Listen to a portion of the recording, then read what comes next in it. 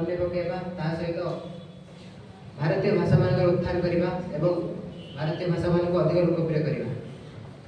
तो सही सुब्रमण्यम भारती होचंती एकधारे थिले कवि समाज संस्कार तथा स्वतंत्रता संग्रामी।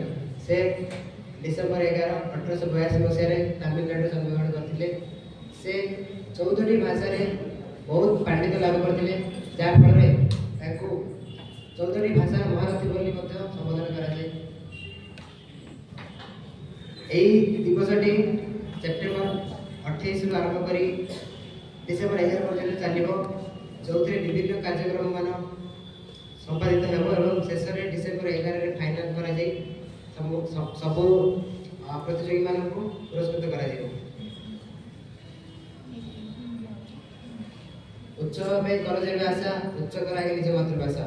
एठारे भाषार महत्व को प्रतिपादन करने जाई सर्वकवि गंगाधर मेहर यही उक्ति बाढ़ी।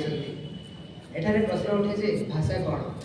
तो भाषा हूँ मानव जोगाजोगर मूलदुआ जहाद्वारा मानव निजर भाव को प्रकाश करे ताको भाषा कहुए।